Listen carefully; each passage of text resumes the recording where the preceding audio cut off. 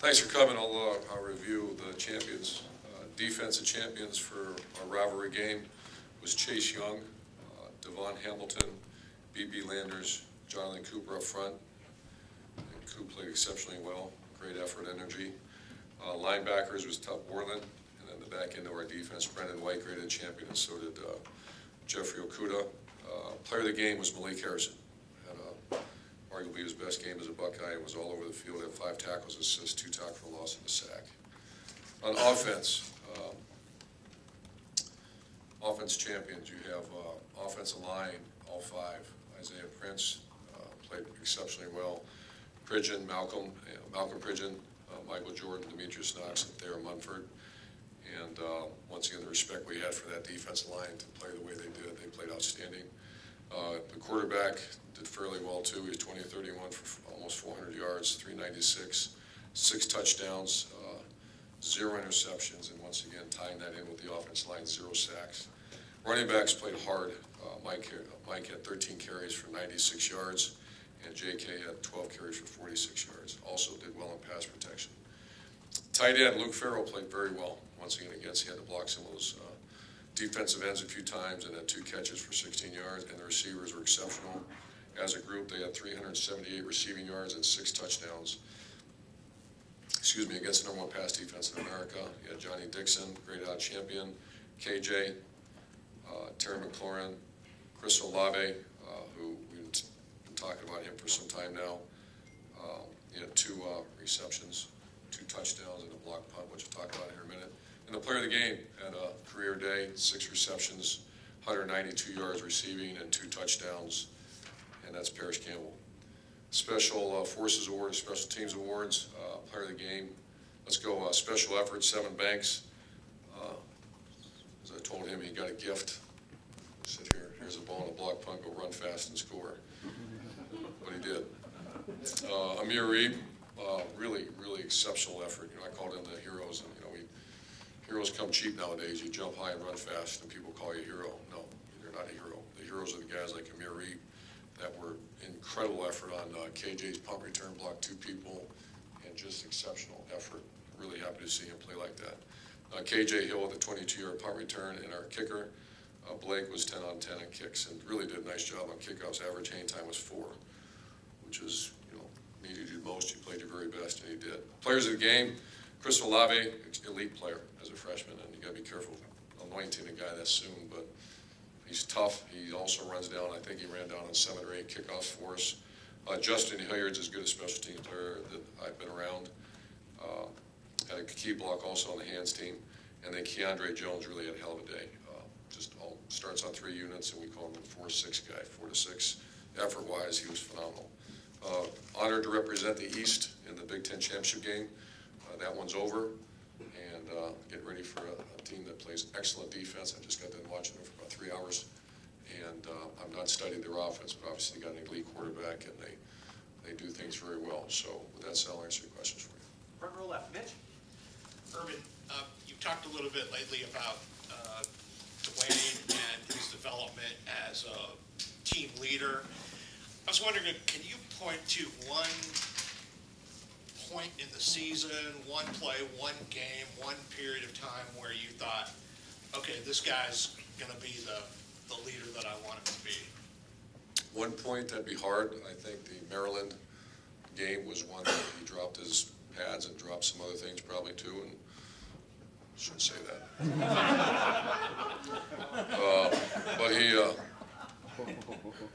But he dropped his pads and at the toughest time in the game against, once again, a defense, very good defense, and got that at yard. The job of a quarterback, and I can't tell you how many times we told him, and I've told him, the job of the quarterback is to get a first down, to move the chains.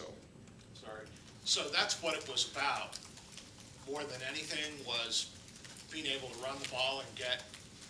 I think that's a big part of it. It's, that position is, as you've heard many times around here, is arguably the most unique position in all sport. Yeah. What he's asked to do, and coaches aren't on the field, there's 10 other guys looking at him every snap, and he better give the right answer, and they better trust and believe in him, and our guys certainly do. What else about leadership qualities? I think some other players talked about how he was quieter early in the season. He's getting a little more to them. It's a little bit more vocal and. Yeah, we've noticed a change too. Far left, Lori? Coach, when we've talked about your leaders this year, I think for the most part we've discussed guys who keep things even keel and keep their teammates focused. But who are your energy guys? Who are the guys with high motors whose energy is contagious? Paris Campbell, Johnny, Terry on offense, Isaiah Prince has been exceptional at that. And that's J.K. Dobbins is in that category too. On defense, I put Tuck Moreland in that category. Draymond at times, and Coop. And Chris Olave's parents showed up for the Michigan game. Did you guys have an inkling that he would have a breakout performance and make one of those phone calls, or was that just sort of coincidence they were there for the rivalry? Oh. So you're asking if do we call the families to come in and give us a little extra juice? That's good. Write that down. Maybe Chris Olave had an inkling that he was a big part of your plan on that day and told his parents? I'd say as we always do around here, that's been, just like Wyatt Davis is going to get his first start as a Buckeye, and there's a lot of confidence around here because I've been talking about that for 5 weeks now, and he's the next man in, and Chris Olave, you just have seen a gradual, so instead of an inkling, you've just seen a practice, and by sheer numbers now with Austin Mack out, he is in the rotation. He's knee deep in the rotation now. Front row middle, Dave. Coach, I remember when you were the coach at Florida, when you guys beat Ohio State in the national championship game. After that, you talked about how you use all kinds of things as motivation for your players. And that wasn't just the reason you guys won. You used a lot of motivational tactics. There seems to be something about you when you're an underdog. So I'm curious what motivational tactics you might have used heading into the Michigan game. That's the one, and it wasn't pregame. There actually was a great pregame speech. It was by Paris Campbell. And, that's a 365 game. That's not a one-time shot. That's not a win one for the Gipper type thing. We've been working on that one, and that goes from our strength staff to our training staff to summer to spring ball to summer training to training camp. That's a 365 game. Wyatt Davis looks like he's going to get his chance. Is there anybody else in the mix there, like Bowen? Can you just discuss that a little bit? Yeah, we're right in the middle of that, but Wyatt Davis will get a start, and then Josh Myers is so close. He's had a great month and a half of practices, and Brendan Bowen was the starting right guard before he got hurt, so he's back to almost what he was. So this is a big week for all three of those guys. And then the other guy is Josh Alvey. You remember about 5 weeks ago we were down to the last tack, last group of guys, and now we got some depth. Over here to the right, Clay. When did Dwayne take to film study when did it move from homework assignment to this? That's a good question for Ryan. I think he's always been that. He was very well trained. When he first got here, even? You'd have to ask Ryan.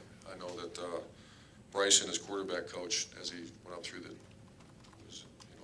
told you when I went and saw him in that recruiting trip, and I sat and watched that workout. It wasn't only a great performance, but the coaching was fantastic. So he's been pretty well developed. And if you are a student, how often is that? Is that every day? If you're a quarterback, it's every day. And it's always with coach or on your own, or? Well, it can't be with a coach, but it's every day. There's 20-hour rules and stuff like that, but you're probably a lousy quarterback if you're spending 20 hours getting ready for a game. And so they all have iPads, and he's very, one of the strengths that him and Coach Day have done a good job is identifying, the protections. Front row middle, Bill. Urban, since you guys have returned from the bye week, your defense has had a little bit of fluctuation in terms of how it's played. It was okay against Nebraska, very good against Michigan State, obviously not good against Maryland, good again last week. Just where do you sit with where you guys are making progress you're making defensively? We're making progress. The pass defense is bothering a lot of people, bothering people and giving up plays. I think rush defense and our linebackers, I thought, played very well Saturday. Our defense line, you felt like you kind of controlled the game with the defense line. It's just, the making catches on this. And that's going to be a huge part of this game. And then other side of the ball, you talked a little bit about the offensive line after the game, but we've seen here in the past when you've had a line build and build and build throughout the season, toward the end, it's very good. Are you starting to see that with this group? I am. It started whenever. You got a big guy missing now, Demetrius Knox, which is a big hit. But I have seen the consistency. We all have, seen consistency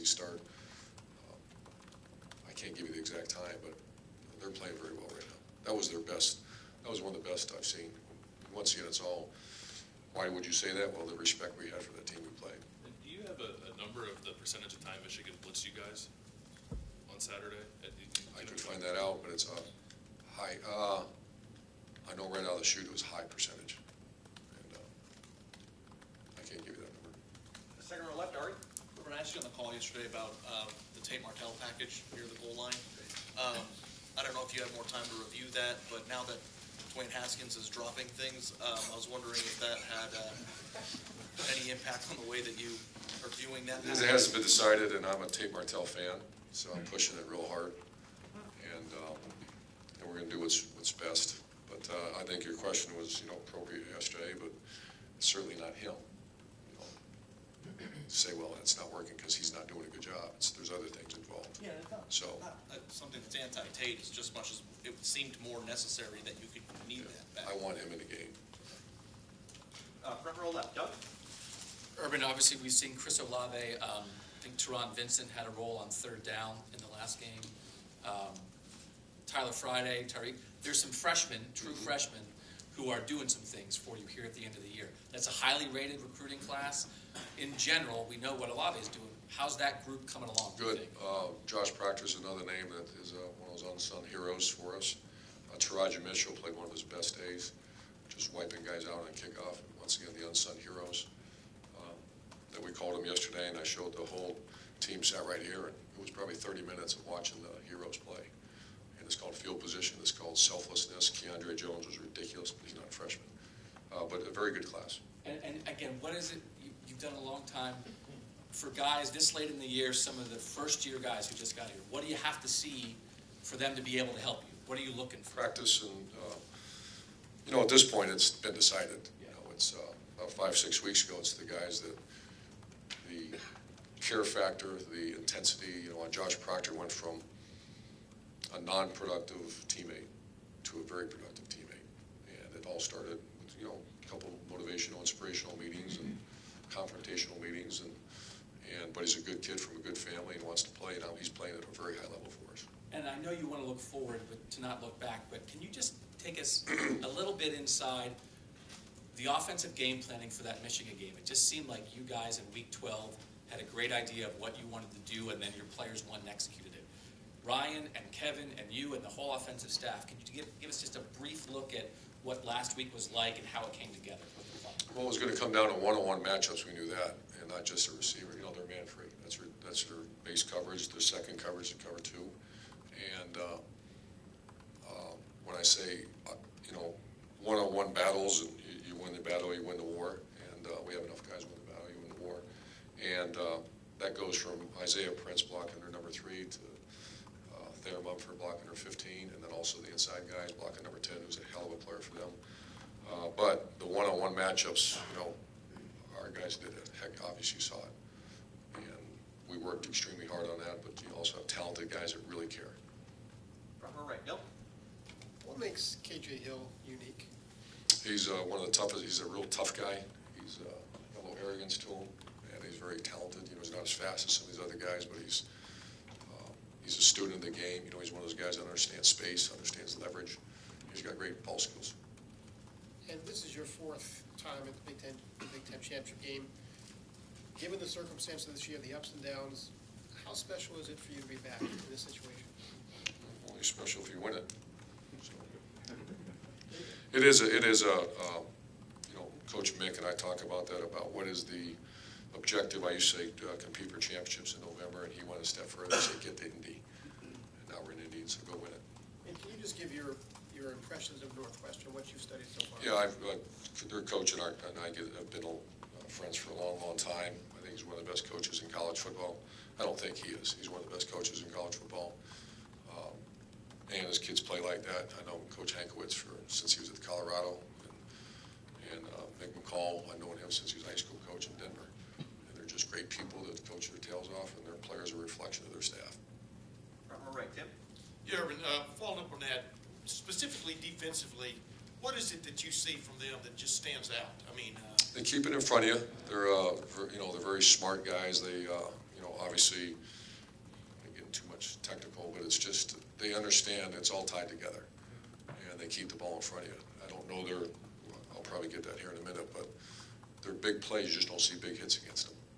And they're primarily a zone coverage team, and they keep the ball in front of you. And sometimes that's, you know, nowadays that's harder than a team that you know is going to be man coverage across the board. Wyatt Davis, we've talked about him a little bit, but here you are going into a Big Ten championship game and starting a guy for the first time.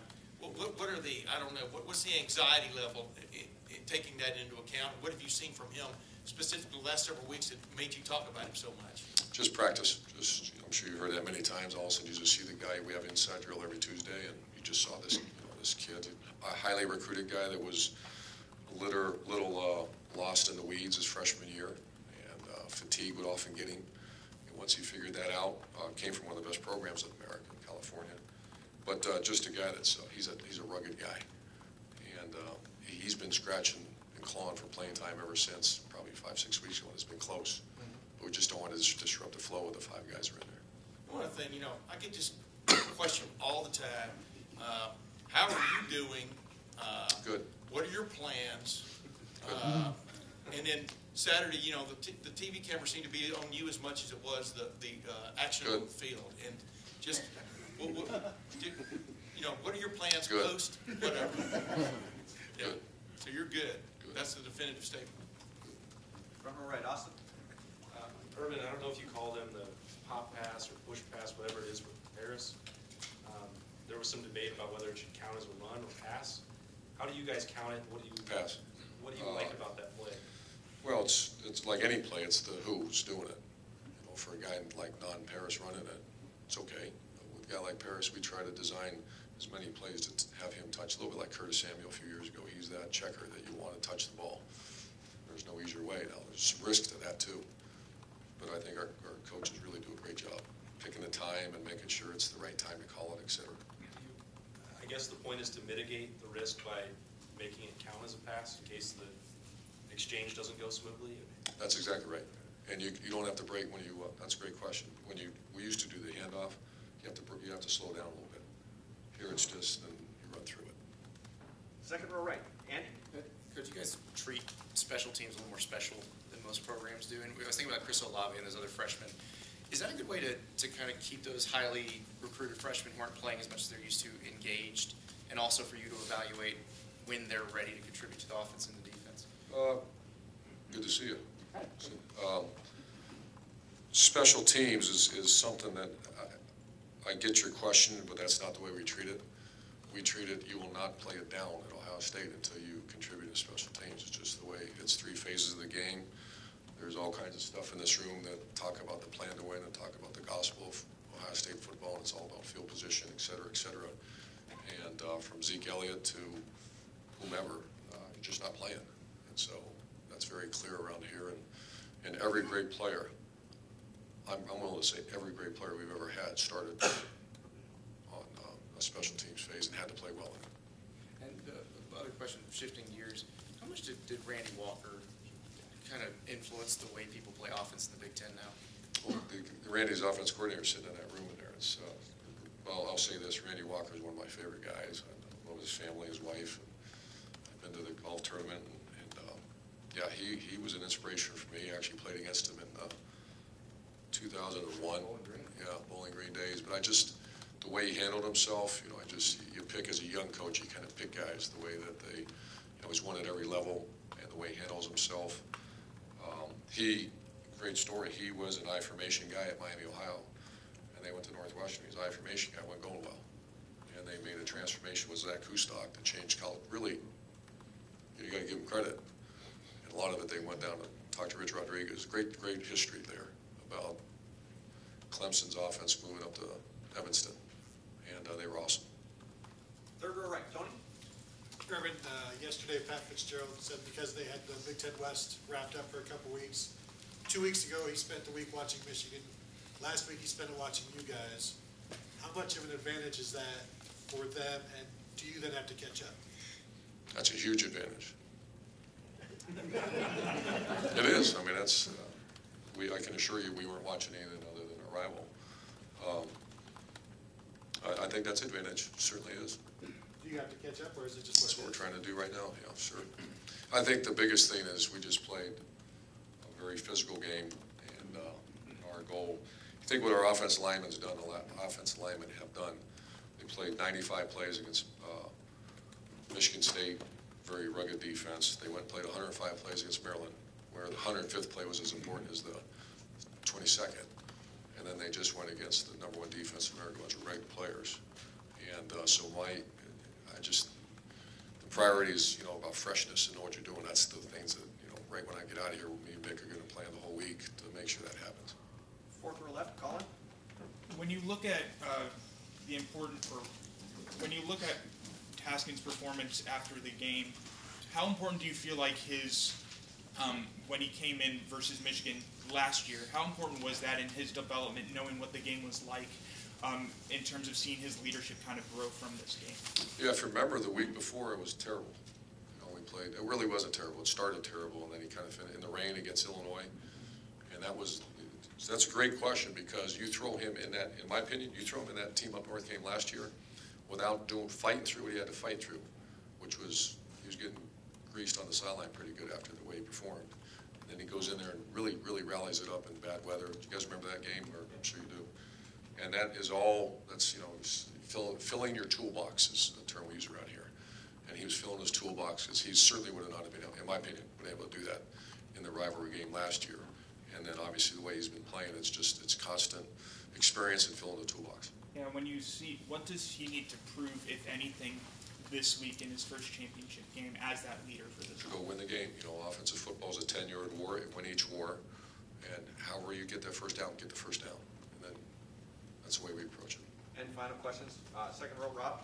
Urban, you've done this a long time. There's this idea of playing to the level of your competition. If you look at results this year, it could be argued there's been some of that.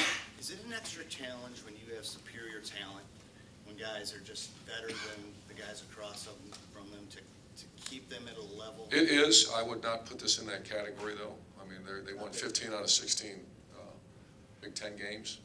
You watch them play. They're very, they're not averaging 55 points a game, but they're very productive. I think they only have 2 fumbles lost the entire year. Kicking game, very sound at what they do. I mean, yeah, we play at the level of competition. That happens sometimes. You'd like to not have that happen, but it does. That certainly is not this case. And I've already talked to a lot of our players, and the greatest thing about this day and age, where it was hard 20 years ago, it's all digital video. That's on your iPad like that. You're watching it. Our players already reaction coming. It goes, wow. Especially their defensive front.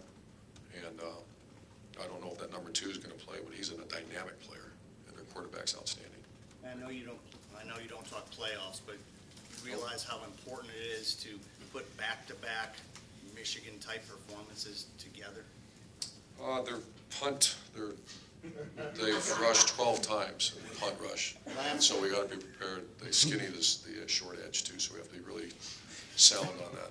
Last thing, to piggyback on Tim's question, no disrespect, but you're 7-0 against Michigan.